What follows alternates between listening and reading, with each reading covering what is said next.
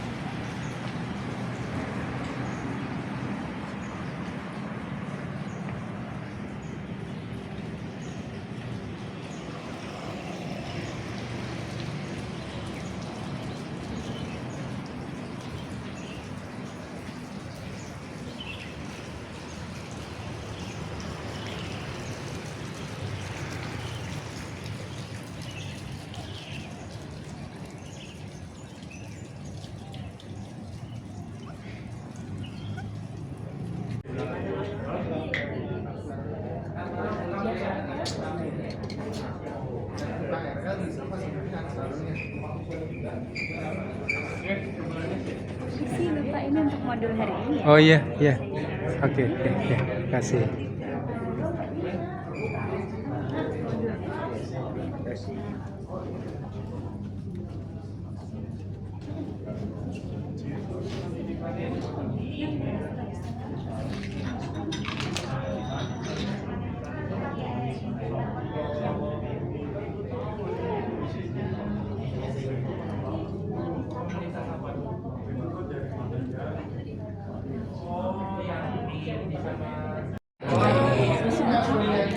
Ini nggak apa-apa, sini aja.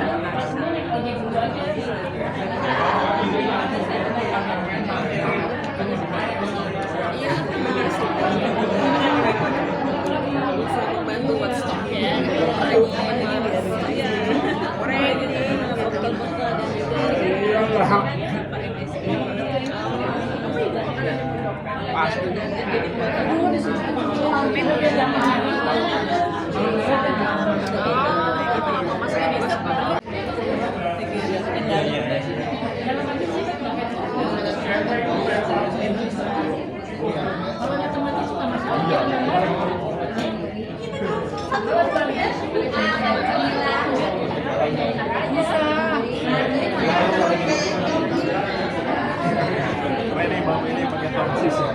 Bapak ini loh, sama vlog.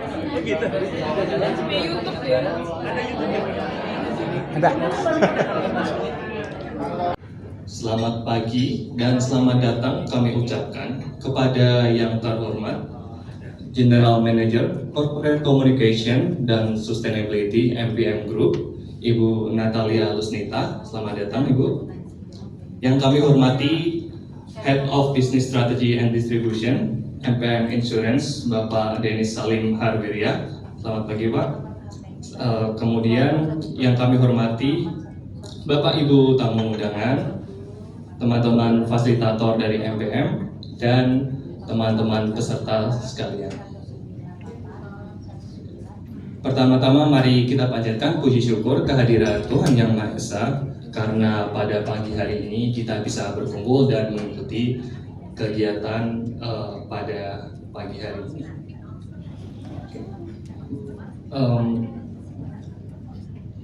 Selamat datang di program MPM Bisa, Bisnis Inklusif Siap Aksi, yaitu merupakan sebuah pelatihan peningkatan kapasitas entrepreneur UMKM dan merupakan bagian dari program LSTC atau Life Skills Training Center oleh MPM Group, sebuah inisiatif untuk memberikan pelatihan berupa keterampilan, namun tidak hanya berfokus pada edukasi, namun juga memberikan akses kepada peluang kerja. Perkenalkan, nama saya Naufan. Pada hari ini dan besok saya akan memandu jalannya kegiatan kita bersama di sini. Nah, Untuk membuka kegiatan pada pagi hari ini, marilah kita dengarkan dulu sambutan dari Ibu Natalia Lusnita selaku GM Corporate Communication dan Sustainability MPM Group. Kepada Ibu Natalia, waktunya dan tempat kami persilakan. Terima kasih Mas Nova. Baik, selamat pagi Bapak Ibu sekalian. Oke, salam sejahtera untuk kita semua. Yang saya hormati Bu Sari dan tim Maruf, rekan-rekan dari MPM Insurance, Pak Denis, Bu Elvina, Erika, teman-teman pelaku UMKM sebagai peserta program pada hari ini, para volunteer, serta seluruh pihak yang telah mendukung terselenggaranya kegiatan ini. Pertama-tama, marilah kita panjatkan rasa syukur karena hari ini kita dapat berkumpul dalam keadaan sehat dan bersemangat untuk menjalankan kegiatan MPM Bisa selama 2 hari ke depan. Bapak Ibu, izinkan saya memperkenalkan sedikit mengenai MPM atau PT Mitra Pinastika Mustika Tbk. Kami adalah perusahaan konsumer otomotif dan transportasi terintegrasi, di mana kami memiliki ekosistem bisnis yang saling mendukung. Bisnis kami adalah distributor dan retail sepeda motor Honda di wilayah Jawa Timur dan NTT. Kemudian kami juga memiliki bisnis rental kendaraan. Di bidang keuangan kami memiliki bisnis asuransi umum dan bisnis pembiayaan. Kami telah berdiri lebih dari 38 tahun dan memiliki cabang yang cukup banyak di tanah air.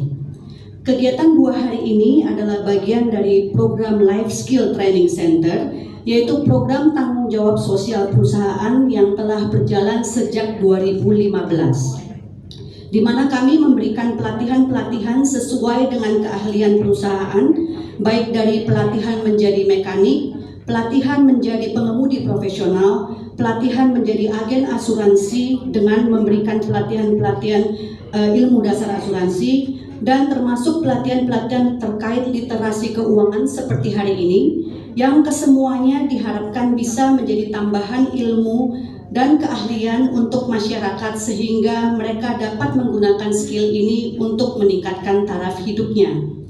Nah, di tahun ini Bapak Ibu, bersama dengan anak perusahaan kami yaitu MPM Insurance dan dibantu oleh Min Uno Foundation, kami ingin mengambil bagian dalam memperkuat kapasitas teman-teman disabilitas pelaku UMKM melalui berbagi pengetahuan terkait literasi, baik dalam mengelola usaha, memahami peluang, membangun daya saing, maupun mengembangkan usaha secara berkelanjutan. Kami percaya bahwa setiap pelaku usaha memiliki potensi yang besar dan akses terhadap pengetahuan dapat menjadi salah satu kunci untuk membuka peluang tersebut. Hari ini juga menjadi momen yang sangat berarti bagi kami karena tidak hanya kami kembali melaksanakan employee volunteering, tetapi karena tahun ini secara khusus kami menghadirkan ruang kolaborasi yang lebih inklusif dengan melibatkan teman-teman disabilitas sebagai bagian dari perjalanan bersama untuk tumbuh dan berkembang. Di MPM, kami memandang keberlanjutan bukan hanya tentang bagaimana perusahaan bertumbuh secara bisnis, tetapi juga tentang bagaimana pertumbuhan tersebut dapat menghadirkan manfaat yang lebih luas bagi masyarakat. Kami percaya bahwa keberlanjutan yang sesungguhnya dibangun melalui kesempatan yang setara, pemberdayaan, dan penciptaan dampak yang dirasakan secara nyata. Di saat yang sama, kami juga menyadari bahwa kegiatan ini bukan hanya tentang berbagi. Ini adalah ruang belajar 2 arah. Kami percaya bagi para volunteer akan memperoleh banyak pembelajaran berharga tentang ketangguhan, kreativitas, semangat kewirausahaan, dan cara pandang baru dalam menghadapi peluang dan tantangan. Secara khusus, saya ingin menyampaikan apresiasi dan terima kasih sebesar-besarnya kepada seluruh volunteer yang telah meluangkan waktu, tenaga, dan perhatian untuk hadir di sini pada pagi ini. Di tengah kesibukan pekerjaan masing-masing, kehadiran rekan-rekan menunjukkan kontribusi terhadap masyarakat dapat dimulai dari langkah yang sederhana, hadir, berbagi, dan peduli. Kami juga berharap bahwa sesi pelatihan singkat yang hanya 2 hari ini, tapi program keseluruhan adalah 2 bulan ya, juga memberikan manfaat untuk teman-teman pelaku UMKM, sehingga sesuai dengan tujuan awal kami, yaitu ingin menaikkan kesejahteraan dan taraf hidup dapat tercapai. Karena ilmu yang dibagikan ini dapat dijadikan pegangan dan loncatan dalam mengelola usaha UMKM Bapak Ibu sekalian. Akhir kata, selamat mengikuti seluruh rangkaian kegiatan. Semoga sesi hari ini berjalan lancar, penuh inspirasi dan membawa manfaat bagi kita semua. Terima kasih. Saya bawa kacamata, saya bawa pakai.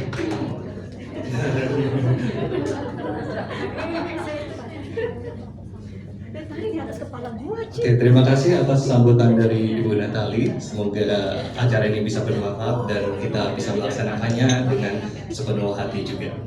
Oke, Assalamualaikum warahmatullahi wabarakatuh. Selamat pagi, salam sejahtera buat kita semua. Pertama-tama saya yang hormati Bu Natalia dan rekan-rekan MPM.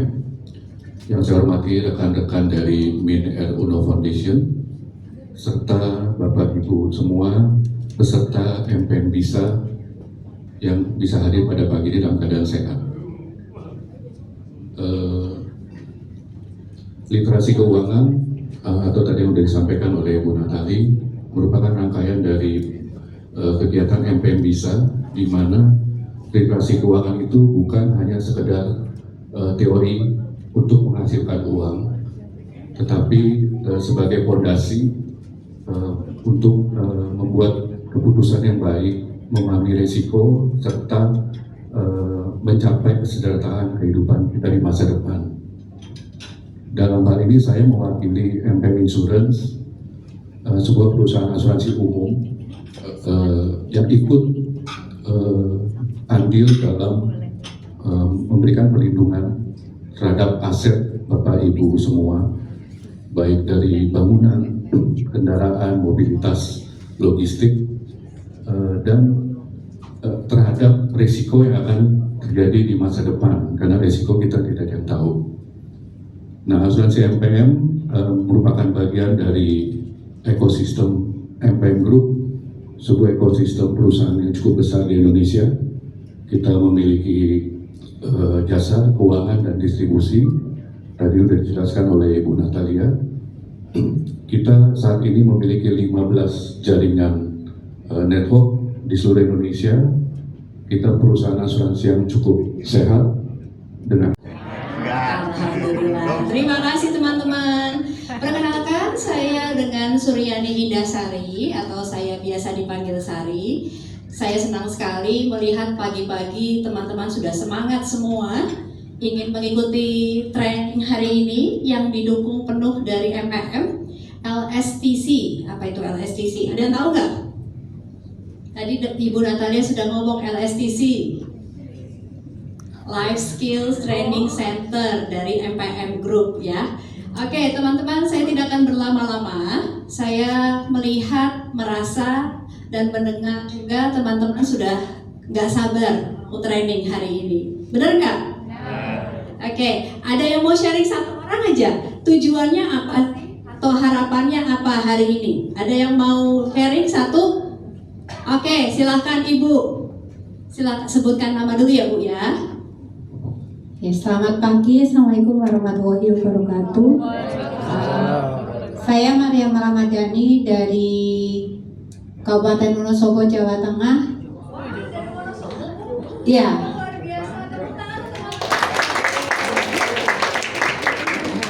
Nah, alhamdulillah saya senang sekali bisa lolos di acara MPM Bisa ya. Karena kebetulan kami punya usaha di Fabermat, di mana usaha di Fabermat ini adalah sentral UMKM yang kami jual online maupun offline dari produk-produk teman-teman disabilitas di Kabupaten Wonosobo. Nah, kenapa saya excited banget nih buat ikut program ini ke Jakarta meskipun harus travel dari Wonosobo ke sini sendirian gitu. Ya.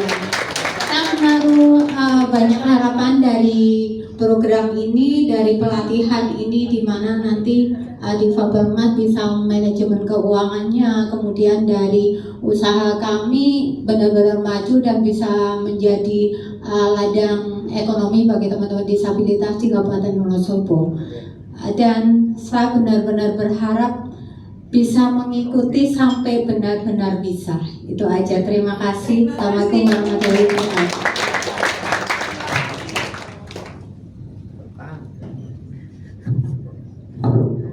Oke, terima kasih. Luar biasa dari Wonosobo. Ada mungkin dari Sumatera, jangan-jangan?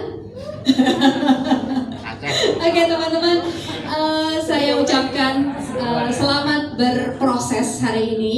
Dan seperti biasa, saya selalu ingin menyampaikan bahwa training ini bukan pembelajaran satu arah. Ini bukan di kelas seperti di ruang kelas sekolah atau di perkuliahan. Yang saya inginkan dan kami harapkan adalah tentu teman-teman bisa saling berdiskusi, saling sharing kalau ada pengalaman atau ada pertanyaan-pertanyaan, silakan langsung disampaikan. Setuju ya teman-teman ya? Sepakat ya?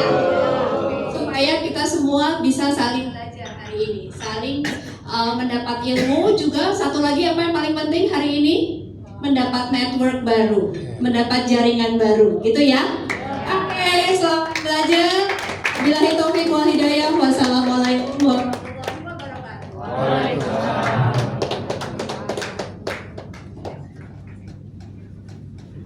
Baik, terima kasih Bu Sari untuk sambutannya. Maka setelah ini kita akan segera mulai sesi pelatihan. Namun mohon teman-teman volunteer bisa mulai membagikan aktivitas dan prioritas yang sudah disiapkan sebelumnya. Keuangan pribadi atau penasihat keuangan atau bahasa Inggrisnya financial planner. Jadi di sesi pertama ini saya akan sharing ke teman-teman materi soal literasi keuangan. Kalau kata teman-teman dari Meruf dan MPM katanya udah ada yang pernah dapat ilmu soal literasi keuangan ya? Boleh angkat tangan? Ada berapa banyak di sini yang pernah dapat? Oke, bapaknya di sini. Oh, ada Pak Yonatan, ada Kak Yowan, ada Bapak siapa? Oh, Bapak Sofian sama siapa lagi tadi? Ada Ibu Mustika. Oke, berarti teman-teman yang lain di sini belum pernah ada yang dapat ilmu literasi keuangan sama sekali? Oke, oh, Kak Nurul juga udah ya? Oke, dipanggilnya Kak Nurul. Oke, siap Kak Nurul. Oke, apa sih yang akan kita pelajari selama kurang lebih 2,5 jam ke depan? Itu gak akan belajar ngitung-ngitung yang rumit. Jadi teman-teman yang udah lama nih gak belajar tambah, kurang, bagi, perkalian gak apa-apa. Karena kan kita ada kalkulator ya sekarang, ada ChatGPT juga gitu ya. Jadi kita tolongnya sama ChatGPT. Kalau ngitung duit bisa, Bu. Beneran. Di sini nanti teman-teman itu bisa baca angka yang ada di kondisi usahanya teman-teman. Oke, selain baca angka, baca uangnya. Bukan cuma uangnya ada berapa aja, tapi juga teman-teman bisa ngatur uang kasnya lebih bijak, lebih terarah sesuai dengan kondisi dan tujuan bisnisnya teman-teman. Dan yang terakhir, ketika teman-teman mau mengambil keputusan keuangan harian, itu lebih terarah dan lebih sehat. Oke?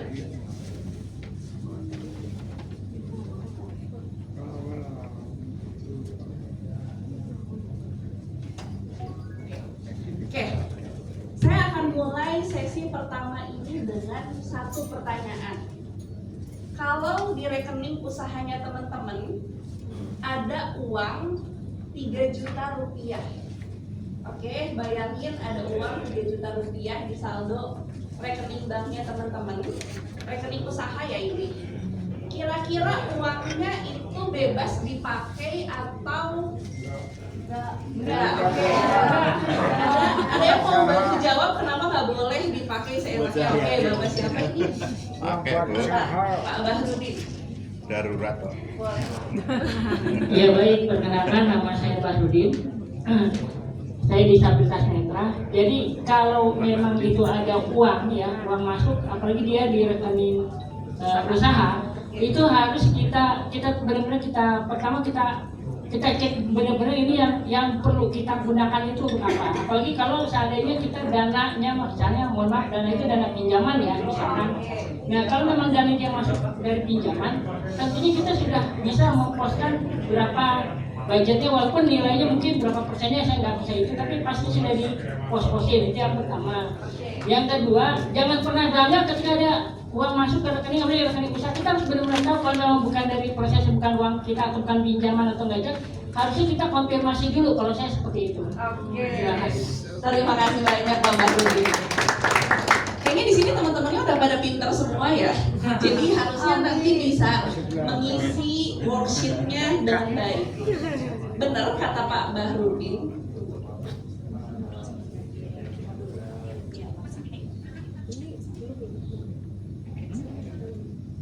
Oke.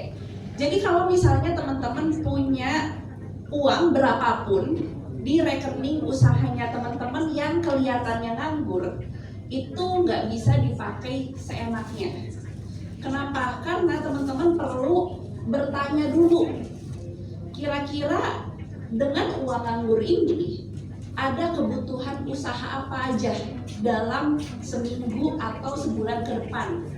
Oke, kebutuhan itu bisa misalnya bayar cicilan, iya, bayar biaya operasional, atau misalnya bayar biaya pengiriman ke kurir yang di rapel ya istilahnya setiap sebulan sekali, seminggu sekali, atau mungkin ada bahan yang perlu teman-teman belanja. Termasuk kalau teman-teman mau mengambil uangnya sebagai gaji untuk pemilik, itu ada aturan mainnya gitu ya. Jadi nggak serta-merta semua uang nganggur di saldo rekening usaha itu jadi hak teman-teman sebagai pemilik usaha.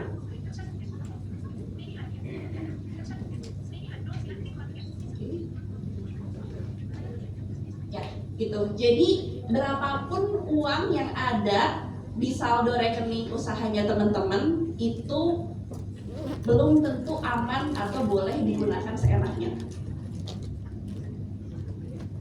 Oke. Kenapa literasi keuangan ini jadi salah satu materi yang penting? Karena sebenarnya dari tahun ke tahun orang itu makin ngerti bahwa ilmu, terus juga platform edukasi dan materi edukasinya itu makin banyak. Kemudahan akses untuk ke segala macam pembiayaan.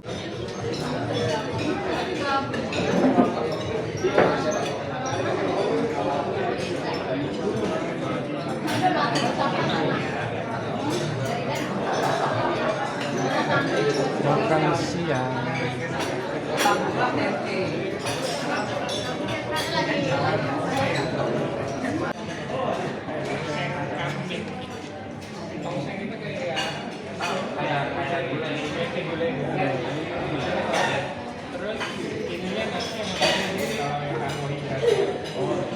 Kalau pikirannya sebenarnya ada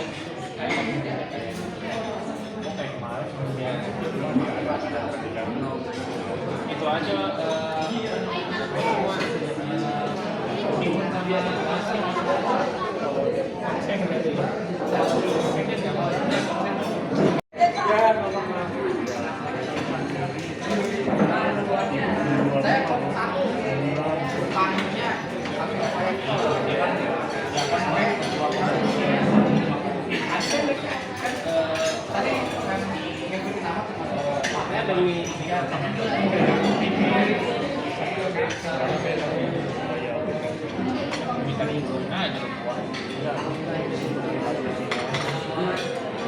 Aman Bapak Ibu apa udah naik? Ongkir naik ya? Ongkir naik, bensin naik, bener ya pasti naik. Kemudian barang udah bagus-bagus sih kita rapiin. Nah si kurirnya nih, tiba-tiba barangnya sampai orang yang kita kirim rusak. Makanya kita mesti cari juga punya kemasan yang aman. Biasanya nih kalau baju kita bungkus ya, Bu, pakai bubble wrap gitu ya. Atau benda-benda yang gampang hancur, misalnya kita jualan snack gitu ya, ada yang beli nih online, kita pakai bubble wrap.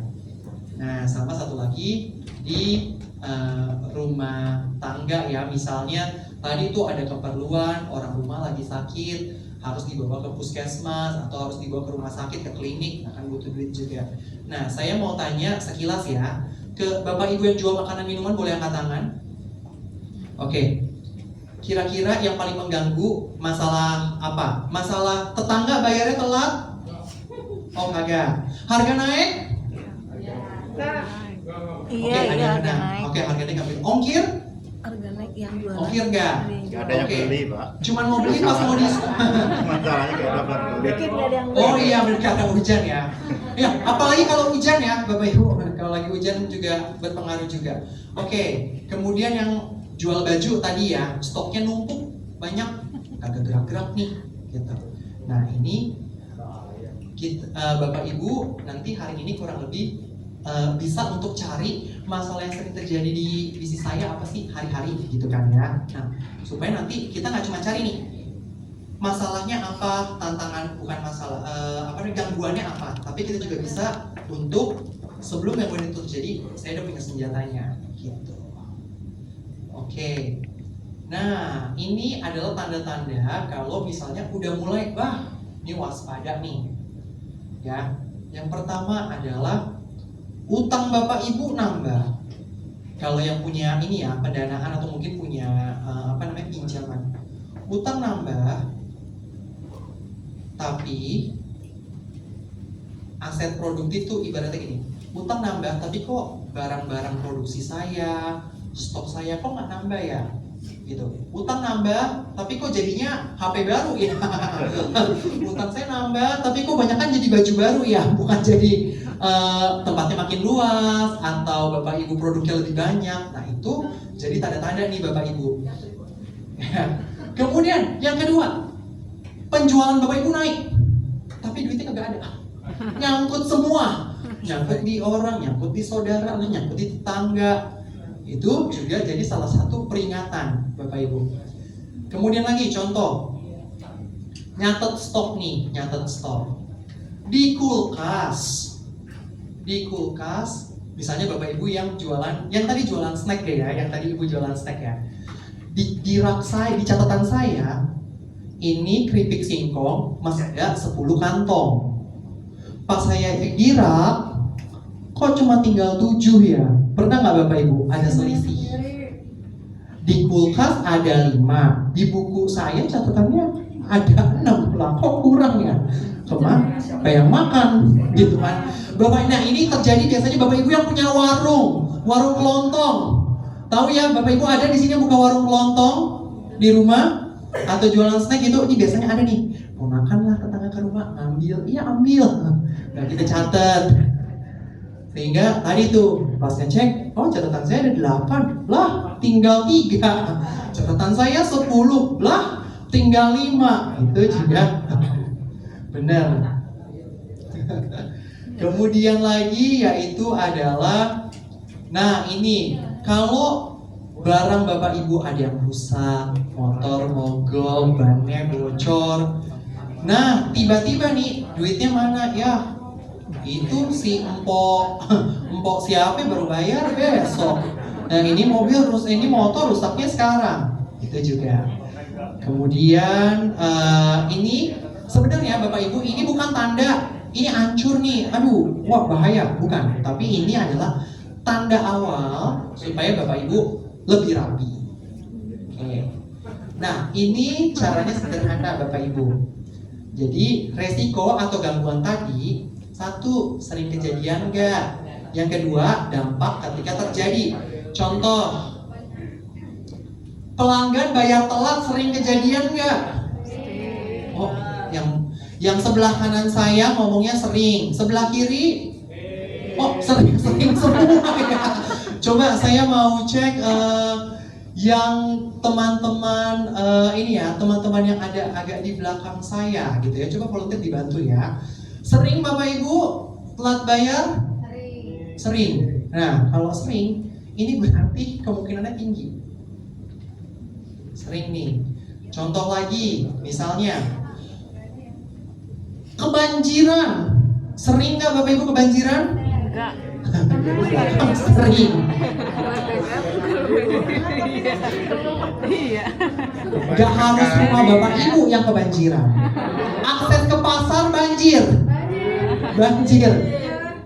Nah, kalau sekarang sering kejadian gak sih Bapak Ibu, kan kadang panas, hujan, sering. Enggak. Nah, saya balik lagi. Kalau orangnya telat bayar, kira-kira Bapak Ibu resah atau biasa aja? Duit saya mah banyak. Nah, tenang. Duit saya banyak. Dia pasti resah ya Bapak Ibu, maka dampaknya tinggi.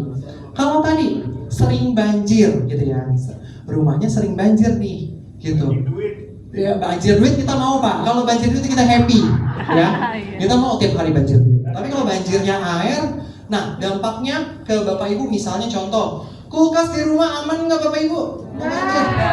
Wah, gerendam. Ya, terus TV di rumah. Oh, TV aman.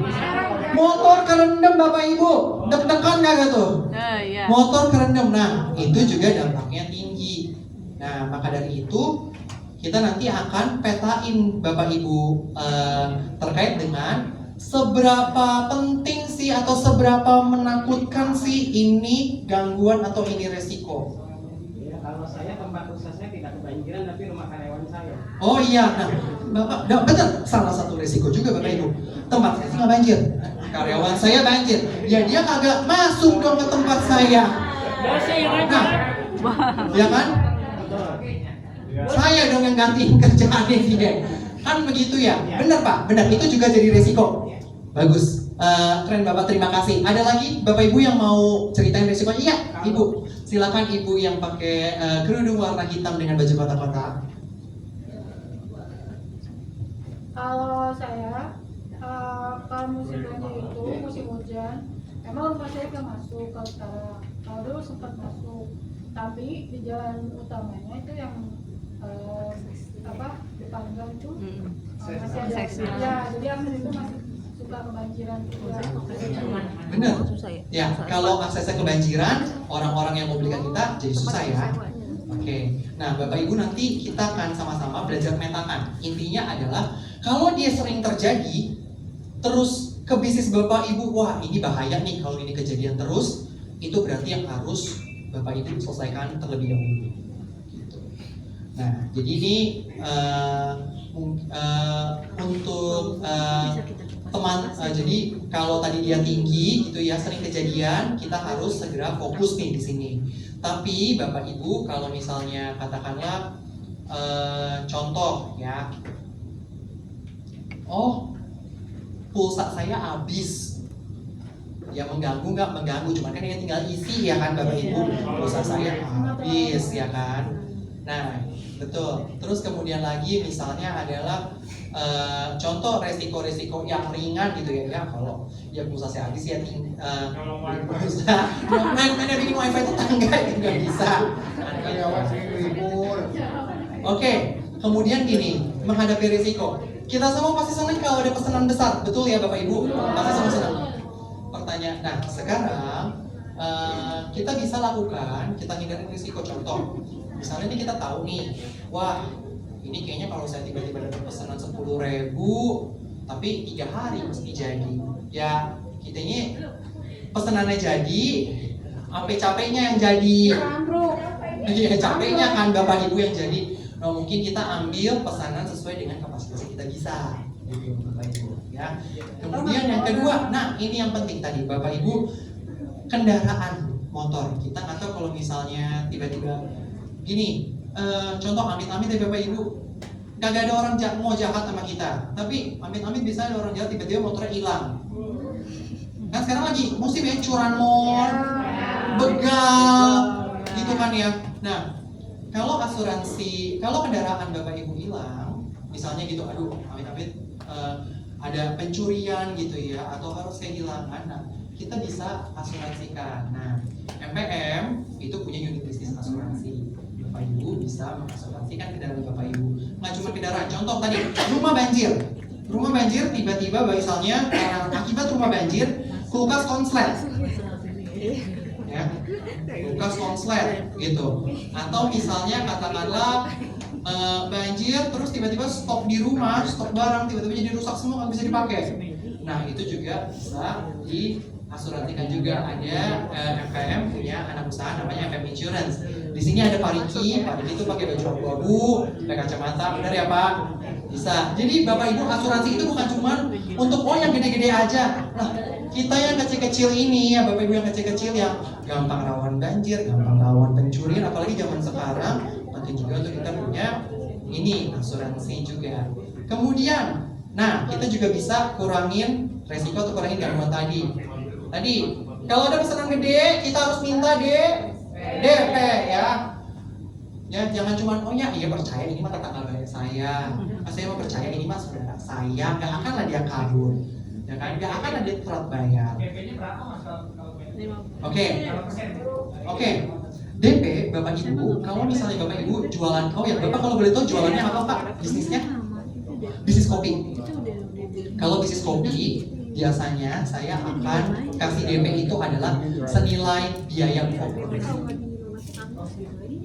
Senilai biaya pokok. Jadi saya gini, Bapak punya order 10 gelas. Kan Bapak tahu nih modal 10 gelas berapa?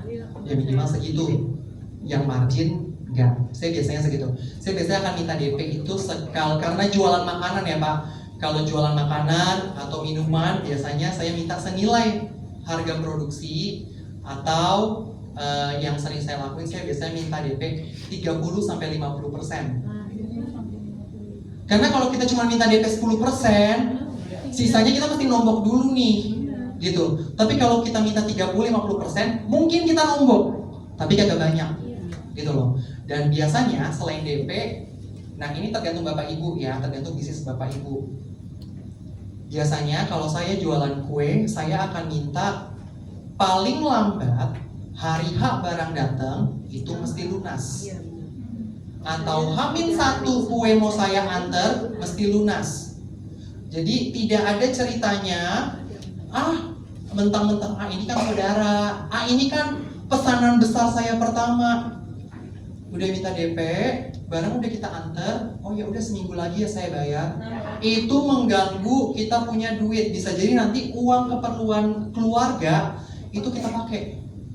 Nah itu yang harus kita hindari. Seperti itu Bapak. Jadi kurang lebih senilai harga produksi atau 30-50%. Saya boleh tanya? Boleh Bapak. Ya, tapi di luar ini ya. Jadi saya sempat ada permintaan untuk franchise dari usaha saya, itu dari Surabaya, Jawa Timur ya.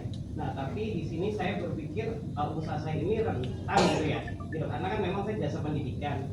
Nah, jadi di sini saya harus memberikan modul-modul yang sudah saya buat, gitu kan ya. Nah, namun di sini saya masih ada ketakutan gitu. Apakah dengan bisnis model saya ini nanti ketika dia sudah punya modulnya, akhirnya dia mau merebranding dengan brand lain kan. Nah, gitu. Akhirnya di sini saya juga ada rasa ketakutan gitu. Padahal ya saya juga sudah kalau untuk hakinya sudah itu semua ya. Sudah haki sudah perizinan sudah semuanya. Nah, jadi ini ketakutan saya gitu apakah bisnis saya ini itu saya pikir sendiri gitu ya gitu. Karena kan saya buat modul, nah dengan saya memberikan modul saya semua ini jadinya nanti ya udah dia tinggal di branding, dia gunakan modul saya. Ya, jadi kalau di dalam tadi ya karena bisnis Bapak bergerak di bidang pendidikan, tentu hal yang paling rawan adalah modul di copy paste, dia buat brand baru atau usaha baru. Saya dapat apa? Salah satunya adalah Bapak ketika nanti mau bukan franchise atau apapun itu, yaitu adalah kontraknya harus kuat. Contoh, misalnya Bapak berkontrak dengan A, gitu ya, berkontrak dengan Bapak A. Di dalam kontrak itu Bapak perlu tambahkan pasal-pasal atau pernyataan-pernyataan bahwa materi ini bersifat otentik dan tidak boleh diperjualbelikan. Satu. Kemudian yang kedua, mungkin kalau ada bahwa antar pihak, misalnya contoh Bapak A ini punya karyawan dan punya tim gitu ya, bahwa karyawan Bapak A atau tim Bapak A kalau misalnya mereka mereka bekerja dan kemudian mereka keluar, mereka tidak boleh membuka usaha sejenis. Kita namakan itu dalam bahasa Inggris non-competing agreement. Itu juga bisa. Jadi itu bisa membantu bisnis Bapak yang tadinya mungkin sangat rentan untuk di copy paste, karena saya tahu buat modul itu usahanya tidak main-main. Betul ya. Nah, itu yang mungkin bisa Bapak jaga. Satu, itu adalah tidak boleh diperlu sebarluaskan, dan yang kedua adalah non-competition agreement. Artinya adalah ketika kamu jalankan franchise ini, kamu tidak boleh ikutan franchise lain, misalnya, boleh Pak. Atau tidak boleh membuka usaha sejenis, karena biasanya bukan brandingnya, misalnya Bapak brandnya A, dia bikin AA gitu kan. Nah, itu bisa ditambahkan di dalam perjanjian bisnis. Tapi apakah bisa itu ya, maka bisa juga maksudnya selain dia mungkin keluarganya dia yang ibaratnya tidak sangkut paut dengan ini nih gitu, tapi kan itu nggak sangkut paut dengan saya, rasanya seperti itu kan bisa juga kan, tidak sih kalau seperti itu. Iya, betul. Itu pun juga bisa ditambahkan kalau misalnya di kemudian hari ada bisnis yang sejenis terafiliasi dengan orang tersebut, itu bisa. Itu akan lebih banyak nanti teknisnya karena ranah legal apa. Tapi itu bisa diminimalisir dengan kontrak yang bagus. Sama-sama Pak. Oke. Ya, mungkin pertama. Oke, Bapak Ibu. Sekarang Bapak Ibu akan dibantu oleh fasilitator untuk Bapak Ibu kurang lebih di bisnis Bapak Ibu masing-masing. Coba kira-kira dicari 5 gangguan apa nih yang sering mengganggu Bapak Ibu. Tetangga akhirnya telat, keluarga tiba-tiba pinjam duit. Nah, Bapak Ibu tulis resikonya, nanti akan dibantu oleh fasilitator. Kemudian sumbernya nih siapa? Misalnya telat bayar, sumbernya tetangga Bapak Budi. Di sini nggak ada yang Budi ya, semoga. Mohon maaf Bapak, nama tadi tidak sengaja ya, hanya untuk penggambaran saja. Dampak keuangan misalnya pendapatan saya tertunda, nggak dapat duit. Kemungkinan 1-3, dampak 1-3 nanti skornya. Ya, silakan Bapak Ibu boleh diskusi, dibantu oleh fasilitator. Mungkin untuk sesi ini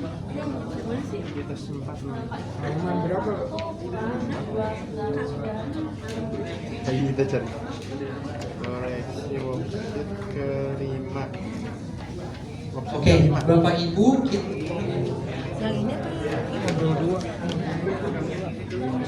Bapak Ibu saya kasih waktu kurang lebih ya bolehlah 5-10 menit ya Bapak Ibu. Ya, karena cuma cari 5 dan ini gampang, tadi Bapak Ibu tuh udah paham. Tinggal Bapak Ibu tulis.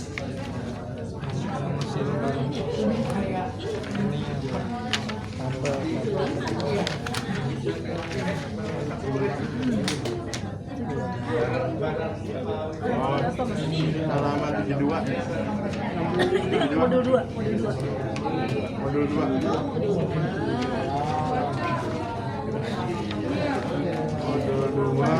72.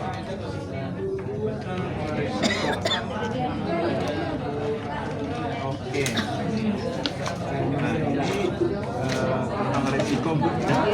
Jadi ada Ibu harus bisa memetakan peta 5 risiko utama usaha. Nah, misalnya apa Bu? Risiko di usaha Ibu. Yang pertama risiko yang mungkin jadi diutangin. Jadinya diutangin itu yang belinya itu bayarannya si gajian. Diutangin. Sumber resikonya dari siapa? Siapa yang sering utangin? Yang 72 Bu, halaman 72. Yang sering utangin yang punya usaha. Sumber resikonya siapa yang utangin? Resiko yang mungkin terjadi. Sumber itu sumber resikonya. Modul 2 ya? Pembeli. Iya. Modul 2. Itu modul 2 Pak.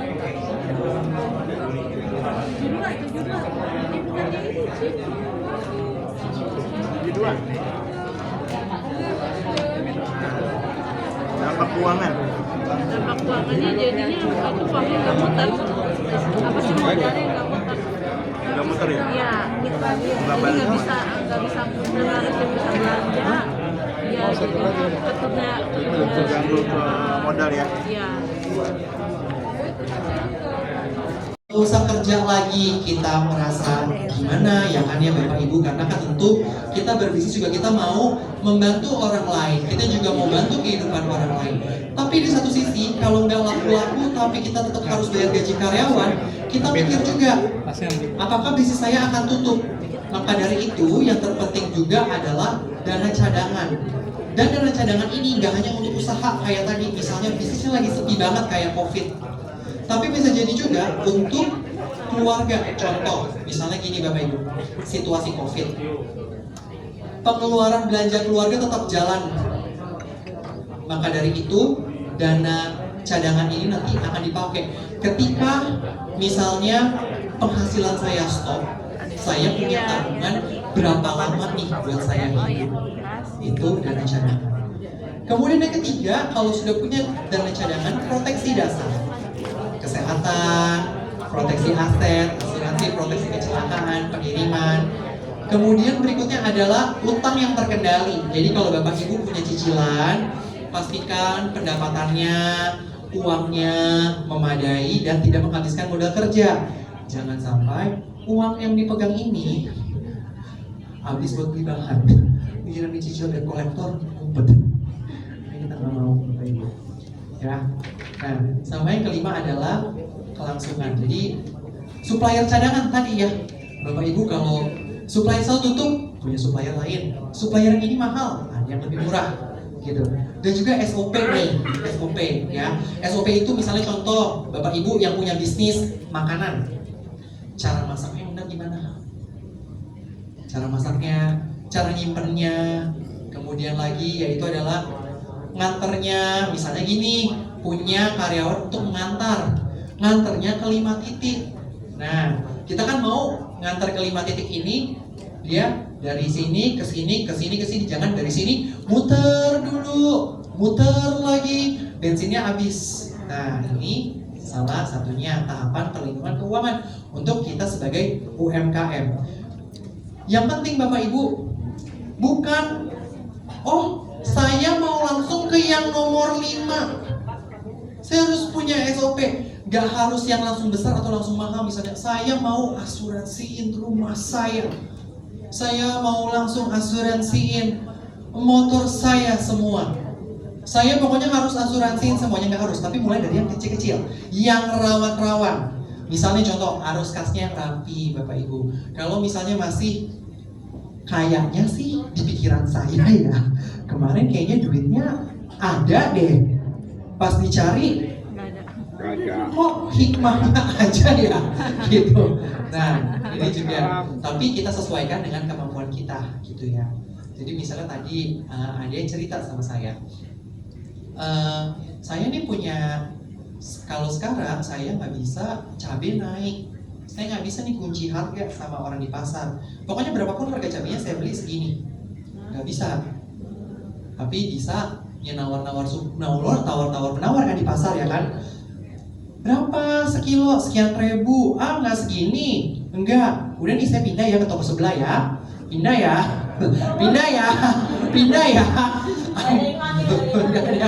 Berharap kan dipanggil, iya deh Bu, ayo langsung gitu kan. Nah itu salah satu contohnya juga. Oke, berikutnya Bapak Ibu, nah ini penting juga untuk pisahkan Bapak Ibu dana cadangan untuk usaha dan keluarga. Karena ini biasanya rawan bercampur, ya. Tentu kita sebagai manusia pasti untuk keluarga nomor 1. Benar Bapak Ibu? Untuk keluarga kita mau nomor 1. Tapi kita juga mau bahwa sama-sama penting. Usaha kita juga kita nggak mau tutup juga gitu ya. Kita mau semuanya tetap berjalan. Maka dari itu Bapak Ibu penting ya untuk dana usaha janganlah dipakai untuk ke salon. Oke. Jangan dipakai untuk beli tas, mau arisan. Atau misalnya uang usaha, ini kan lebaran, ketemu keluarga setahun sekali, belanja baju, belanja tas, biar dilihatnya, wah keren nih. Jangan Ibu ya. Nah, nanti untuk dana cadangan kita sesuaikan dengan durasi operasional usaha. Jadi bukan berapa persen, tapi misalnya dana sebesar 1 bulan operasional, 1 minggu operasional. Jadi yang akan kita hitung adalah dalam 1 hari Bapak butuh dana berapa supaya operasional usaha jalan, kita kalikan jumlah hari. Jadi ini bukan berapa persen dari uang. Kemudian yang kedua ya, Bapak Ibu, dana darurat keluarga. Nah ini juga penting, dana darurat keluarga ya. Pastikan dana darurat keluarga ini memang untuk keperluan mendesak, ada anggota keluarga yang sakit. Bukan untuk gaya hidup atau cicilan konsumtif baru. Beli iPhone 17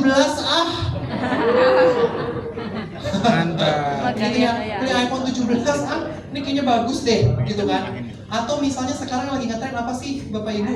Di Bapak Ibu tas iPhone 17, di bapak-bapak mungkin ada yang ngetren sekarang. Oh ini di rumah beli burung buat piaraan, gitu kan ya. Kicau.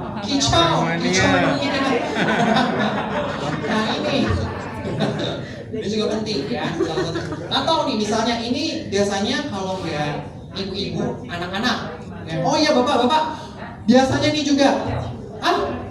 Udahlah, uangnya saya pakai dulu buat pergi mancing sama teman-teman. Nah, ini biasanya nih terjadi, bawa mancing.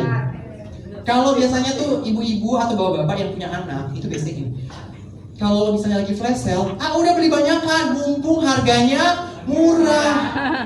Mumpung harganya murah, belinya sekerdus. Lah kan gak sehat gitu loh Bapak Ibu keuangan. Jadi ini ya, harus dipisahkan antara dana usaha sama dana keluarga. Nah, ini pertanyaannya Bapak Yonatan tadi, harus berapa? Nah, dana cadangan usaha Bapak Ibu yaitu adalah biaya operasional wajib per bulan. Contoh, dalam sebulan pasti kalau Bapak Ibu punya sewa tempat, itu pasti ada sewa tempat. Kemudian yang kedua adalah bahan-bahan. Misalnya Bapak Ibu harus punya bahan untuk stok berapa lama. Bukan stok ya, maksudnya untuk belanja gitu. Untuk belanja dikali target bulan. Nah, target bulan ini tergantung pada Bapak Ibu mau plannya, mau rencananya bisnis saya tetap berjalan 2 minggu ke depan kah? 1 bulan ke depan. Saya tahu kita pasti mau bisnis kita jalan terus, berkembang terus gitu ya. Tapi pada kenyataannya, apalagi kalau karena in this economy ya kan, semua harga barang naik, inflasi naik, hujan dong yang turun ke bawah. Betul ya Bapak Ibu. Nah, dana cadangan usaha ini penting. Sama, dana darurat keluarga juga. Ini dihitung dari pengeluaran keluarga. Contoh, biaya listrik sebulan pasti ada Bapak Ibu. Kebutuhan rumah, misalnya contoh sembako, air gitu ya, air galon kalau Bapak Ibu pakai galon, atau mungkin masak pam, ini perlu dihitung juga dikali berapa bulan. Nah, tahapnya kita tidak harus langsung kayak bisnis saya, keluarga saya 6 bulan ke depan.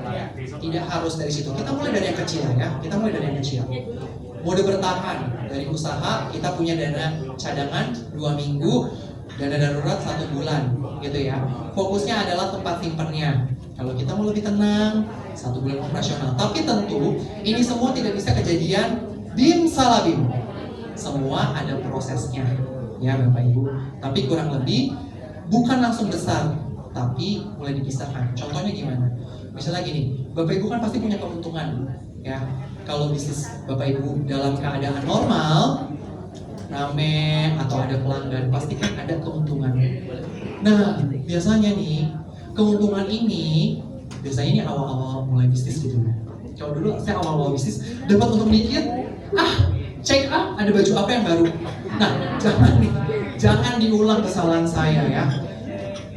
Disimpan dulu karena kita mau memenuhi dana-dana ini gitu ya. Nah, jadi kalau ada untung disisihkan supaya kita bisa punya dana cadangan dan dana darurat keluarga. Nah, di mana dana cadangannya disimpan? Di bawah bantal? Tidak, Bapak Ibu ya. Oke, nggak di bawah bantal. Pertama adalah pastikan tempatnya aman ya. Jangan dimasukkan di kantong baju. Ya ini kita tahu lah ya. Intinya tempatnya harus aman. Jangan mudah dicuri. Jangan sampai anak atau siapa tahu ini tempat gitu ya. Jangan. Kalau bisa kita simpan di dalam instrumen. Bisa jadi satu, Bapak Ibu simpan ke bank. Tapi kan kalau ke bank banyak yang bilang dimakan admin. Ya benar ya Bapak Ibu ya, dimakan admin. Maka dari itu mungkin Bapak Ibu bisa pilih untuk masukkan contohnya ke reksadana. Aduh tapi saya takut reksadana ini nanti naik turun. Saya pikir ini kayak tidak Bapak Ibu.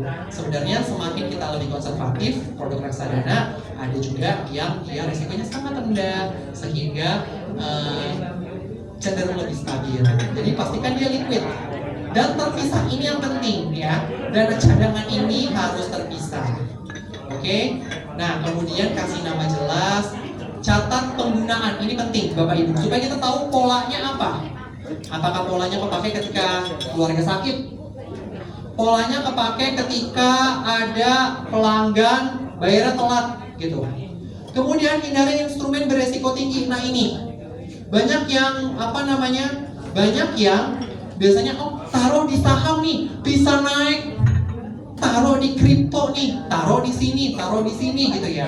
Kalau dulu mungkin kita dengar simpan aja di Bapak Ibu, uang THR lebaran simpan di mama papa, di ayah dan ibu. Mendingan simpan di bawah bantal, apa yang Natal. Iya, benar.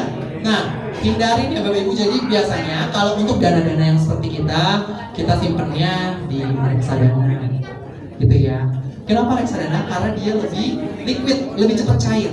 Karena kan kalau emas, nah apalagi sekarang nih, emas itu kan dia bisa naik, dia bisa turun, walaupun aman, ya. Tapi tidak selalu aman juga. Karena kenapa? Emas itu kan kita mesti jual dulu ya Bapak Ibu. Sedangkan kita butuh lebih cepat, ya kan? Nah, jadi ini. Kemudian untuk Bapak Ibu tunanetra, ya, pastikan nama rekening atau e-wallet mudah dikenali oleh pembaca layar. Sampai kasih catatan audio, jadi dikasih catatan audio juga boleh, gitu ya. Nah, oke. Proteksi dasar Bapak Ibu bisa punya BPJS, ada ya Bapak Ibu semua ya? Pastikan tidak menunggak ya Bapak Ibu, supaya Bapak Ibu bisa merasakan manfaatnya. Dari pemerintah, Pak. BPJS, kemudian kalau ada utang jangka panjang mungkin ada proteksi jiwa. Kemudian aset pakai asuransi, pengiriman juga kita pakai proteksi juga ya. Jangan beli proteksi yang Bapak Ibu nggak pahami ya. Baca terms and condition. Ini juga komponen penting. Kalau Bapak Ibu sakit, punya pelanggan atau punya pesanan, siapa yang kira-kira akan ngabarin? Diri sendiri. Ini sampai sakit nggak apa-apa. Ya, ini juga penting Bapak Ibu ya. Siapa yang ngasih kabar nih? Kalau bisa sih, kalau bisa, mungkin kita punya ada orang yang either keluarga atau orang yang bisa kita percaya. Itu salah satu komponen penting. Kemudian kalau alat utamanya rusak, blender lah rusak, kompor lah nggak bisa nyala, motor lah mogok, pastikan Bapak Ibu punya teknisi. Kemudian supplier. Saya mau tanya dulu Bapak Ibu di sini yang berdagang, suppliernya cuma ada 1 atau 2 atau 3? 2. Yang punya 2 supplier angkat tangan. Lebih dari 1 supplier yang punya lebih dari 1. Saya apresiasi Bapak Ibu yang punya supplier lebih dari 1. Boleh tepuk tangan Bapak Ibu, karena Bapak Ibu berhasil memitigasi risiko. Ya, sebenarnya berarti saya nggak usah ngomongin, tadi Bapak Ibu sudah lakukan, tapi nggak apa-apa. Kemudian data pesanan Bapak Ibu yang masih catat di kertas ada? Kalau nggak double, hilang. Kalau nggak kerendam di cucian, itu biasanya terjadi. Kalau nggak HP-nya rusak. Nah, biasanya kita simpen di handphone atau kita punya buku catatan lah gitu. Karena kalau di kertas, biasanya kita taruh di kantong, cuci, hilang, gitu ya. Sama satu lagi, kalau pengiriman kita cari alternatif kurir. Gitu. Oke, kemudian, nah ini juga Bapak Ibu ya, tentu medan kita dalam melakukan usaha, tentu kita perlu medan yang mendukung, ya. Jadi dipastikan ya, di tempat Bapak Ibu semua supaya bisa kerjanya maksimal, pastikan di sekitar Bapak Ibu atau di lingkungan kerja Bapak Ibu, tempat Bapak Ibu melakukan usaha, alat bantu kerjanya tersedia, gitu ya. Terus kemudian pendampingan support system, kemudian dokumen-dokumen penting perlu disimpan dengan baik, dan juga batas energi. Nah ini Bapak Ibu ya, kita sih maunya kalau kita punya bisnis kan 24 jam, kok bisa 24 jam saya buka, 24 jam saya buka. Tapi kan pada nyatanya kita adalah manusia yang punya batasan. Kita butuh istirahat, ada waktunya kita buka usaha, ada waktunya mungkin memang kita harus berkumpul dengan keluarga, ada waktunya mungkin Bapak Ibu bergabung atau ngobrol bareng dengan komunitas, ada waktunya mungkin Bapak Ibu untuk merencanakan kembali bisnisnya. Batasi, jadi kenali energi Bapak Ibu semua, gitu ya. Karena ketika kita tahu batasan kita, ketika kita tahu kemampuan kita sampai mana, percayalah Bapak Ibu, sumber rezeki itu nggak akan ditutup, gitu ya. Yang penting kita tahu seberapa jauh kita ikhtiar, gitu ya. Kita tetap ikhtiar, tapi kita juga nggak terlalu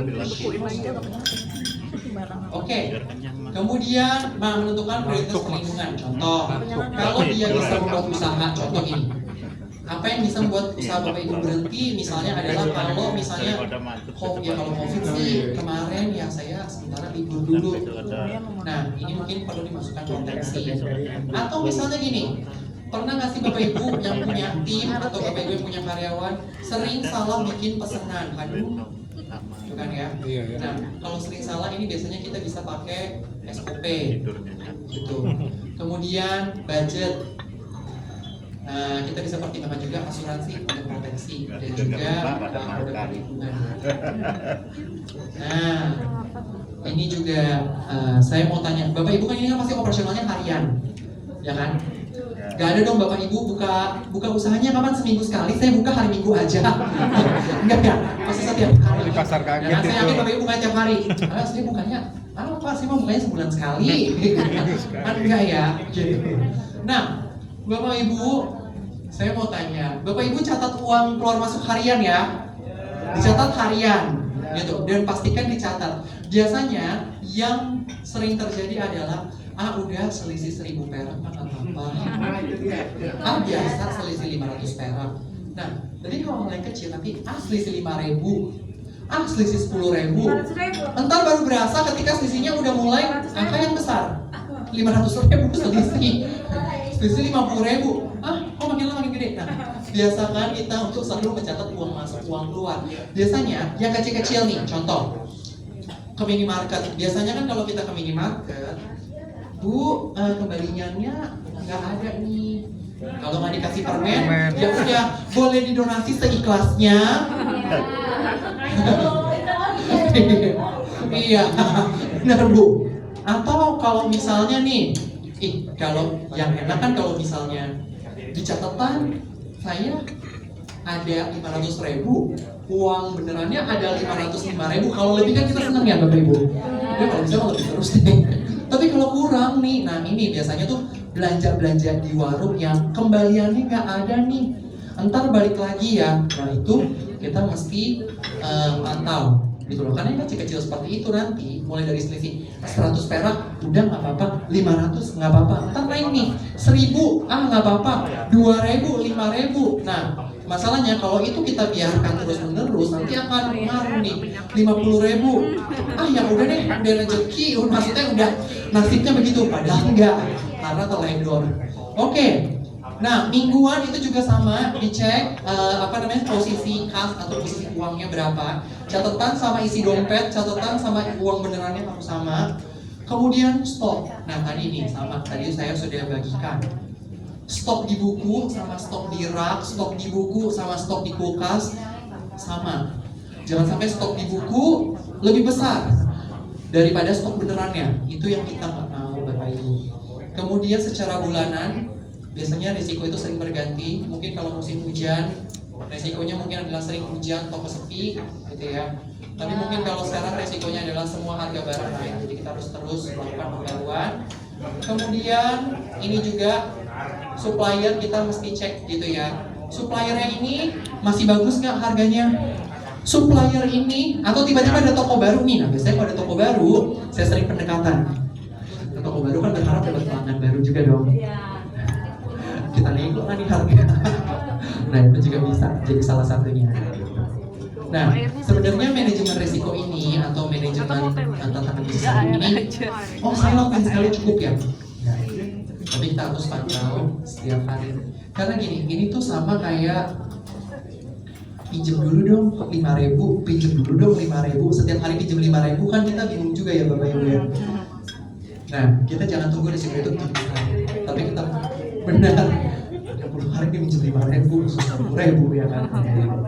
Ya, kurang lebih gambarannya seperti itu. Itu saja Bapak Ibu dari saya. Nah sekarang nanti akan ada materi terkait dengan Bapak Ibu. Tadi kan saya udah tanya, siapa yang ada pendanaan? Angkat tangan. Dapat pendanaan, dapat permodalan pendanaan ada. Bapak Ibu yang mungkin ada meminjam dari bank, dari koperasi. Oke, ada. Bapak Ibu yang menggunakan modal sendiri ada. Oke. Setelah ini nanti akan ada sesi, tidak dengan saya, tapi nanti pengajarnya juga keren, top. Nanti kita akan bahas terkait dengan utang. Sebenarnya kan kalau dulu kita bilang, aduh kalau bisa jangan ngutang, jangan utang. Kalau kita bisa tidak berhutang, tidak berhutang. Tetapi sebenarnya sebagai pebisnis, utang itu bisa membantu kita sebagai pengusaha. Tetapi di satu sisi, hutang bisa membahayakan. Sama, kita punya duit, ada tetangga, ada saudara hutang. Sebenarnya boleh nggak kita minjem duit? Boleh. Yang penting duitnya balik. Ya kan? Karena biasanya yang sering terjadi adalah ketika ditagih, yang marah kita atau yang minjem? Nah, nanti kita lihat ya Bapak Ibu, kapan utang membantu, kapan utang membahayakan. Saya serahkan kepada tim Improve ya, sembari mungkin nanti ada sesi coffee break. Itu saja dari saya Bapak Ibu. Terima kasih. Pinjamannya ini membantu usaha menghasilkan uang lebih banyak. Kalau setelah kita minjem tidak menghasilkan uang lebih banyak, malah bikin lebih pusing, berarti utangnya malah membahayakan. Oke, nah mungkin teman-teman bertanya, kenapa sih ada orang pemilik UMKM, apalagi perusahaan besar itu sampai berutang? Karena sebenarnya utang itu ibarat pisau. Dia bisa berguna membantu teman-teman potong daging gitu ya, bantu masak, tapi bisa juga dipakai untuk kejahatan. Nah sama kayak utang, jadi dia punya dua sisi. Beberapa bisnis itu berutang, pertama tujuannya untuk produktivitas bisnis. Misalnya kalau tadi contohnya Ibu Siti, dia ada pesanan 100 pieces sepatu, modalnya nggak cukup, tapi pesanannya ini udah pasti. Terus mereka juga berani DP sampai 50% apalagi. Nah ada kekurangan modal. Nah ini bisa pakai opsi untuk ngambil pinjaman atau berutang gitu. Jadi bisnis produktif itu biasanya mengambil utang untuk pesanan yang sudah ada, atau enggak misalnya beli alat yang bisa membantu mempercepat produksi. Contoh, Ibu Rina misalnya kemarin nggak ada mixer. Kalau misalnya ada mixer itu dia bisa bikin 100 pieces roti perharinya. Tapi kalau misalnya pakai tangan cuma 10, nah itu bisa dipertimbangkan untuk ngambil utang untuk keperluan bisnis produktif. Nah, alasan yang kedua itu likuiditas sementara. Likuiditas sementara ini biasanya untuk menutupi kebutuhan uang yang kurang dan jangka waktunya biasanya nggak nyampe 1 bulan.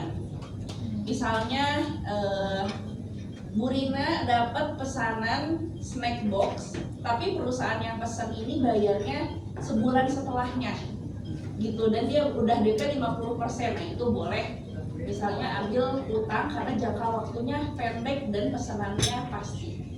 Nah ada juga yang mengambil utang itu untuk keperluan konsumsi, contohnya beli barang pribadi, untuk biaya hidup, atau kebutuhan rumah tangga yang tidak menghasilkan uang untuk usaha. Nah ini sebaiknya dihindari. Apalagi misalnya kita mengambil utang pakai jaminan usaha untuk kebutuhan pribadi. Tapi ada juga orang yang nggak pengen berutang, namun dia terdesak keadaan darurat sampai harus berutang. Biasanya untuk apa? Tiba-tiba ada keluarga yang sakit, biaya kesehatan harus operasi, contohnya nggak bisa pakai BPJS, harus bayar 20 juta. Itu ada aja kan kejadian kayak gitu. Nah, makanya kenapa ada orang berutang. Atau misalnya alat utama produksi bisnis kuenya tiba-tiba rusak, kalau nggak beli itu nggak bisa jalan bisnisnya. Ada beberapa yang karena uang kasnya nggak cukup, dia akhirnya terpaksa berutang.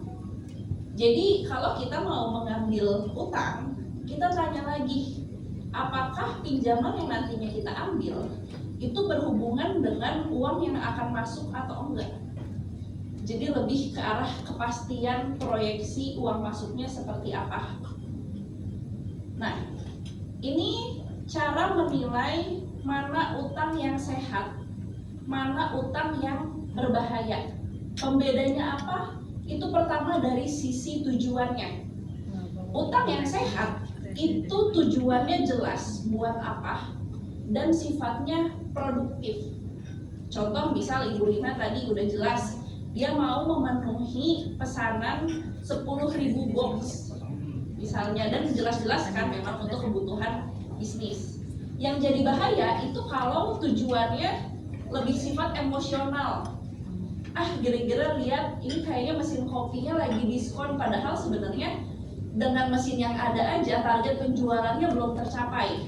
Itu kan hal-hal yang lebih emosional ya, atau konsumtif, entah kebutuhan pribadi maupun menutup defisit. Nah, ini jadi berbahaya tujuannya. Aspek yang kedua yang perlu dilihat adalah sumber bayarnya. Jadi utang akan sehat kalau teman-teman itu sudah menghitung arus kasnya seperti apa dan udah mulai kebayang, oh ini kayaknya bisa kebayar cicilannya. Yang jadi bahaya itu kalau sumber bayarnya itu masih pakai harapan. Kayaknya bisa bulan depan kayak insya Allah ada aja rezekinya kan. Nah, ini bahaya gitu, karena kan kadang harapan tidak sesuai kenyataan ya. Terus yang keempat itu kita harus tahu juga komponen biaya utangnya. Jadi utang sehat itu kita tahu bunganya berapa. Biasanya bunganya itu ada yang flat, ada yang kan bunga per hari, per bulan sama per tahun itu beda. Mungkin bunga 0,5% per hari kelihatannya murah. Padahal kalau kita kaliin setahun itu jadi gede banget. Oke. Terus kita tahu juga kalau ada keterlambatan bayar dendanya seperti apa, terus berapa, dan syarat-syaratnya juga kita harus pahami. Apakah misalnya kalau pinjaman online, ketika kita download aplikasinya, dia akan mengakses siapa aja. Kontak kan biasanya, jadi aplikasi tersebut bisa akses galeri kita, bisa akses kontak kita. Nah, itu yang perlu diwaspadai. Terus kalau misalnya kita berutang pakai agunan, nah itu agunannya apakah nanti akan mereka lelang atau gimana, itu harus diketahui juga. Nah, utang jadi berbahaya kalau teman-teman itu nggak tahu total biaya utangnya jadi berapa, alias masih nggak jelas, itu jadi bahaya banget. Nah, pada akhirnya utang yang sehat itu akan punya dampak positif. Contohnya apa? Dia akan memperkuat kas usaha teman-teman. Tapi jadi berbahaya kalau malah mengikat atau mengurangi kas maupun modal kerja teman-teman. Jadi kalau misalnya teman-teman mau berutang, itu yang ditanya pertama kali bukan apakah kita bisa dapat pinjaman apa enggak, tapi kira-kira kita sanggup bayar enggak tanpa mengurangi maupun mengorbankan modal kerjanya teman-teman. Jangan sampai kemarin misalnya sebelum berutang itu teman-teman bisa ngasilin 10 juta sebulan laba bersihnya, tapi setelah berutang cuma 1 juta aja. Nah, ini kan mengorbankan modal kerja ya. Oke. Kalau kita tadi ngomongin pertanyaan yang perlu teman-teman tanya ke diri sendiri ketika mau berhutang, ini kita akan bahas jenis utang atau Oke, 1, 2, 3.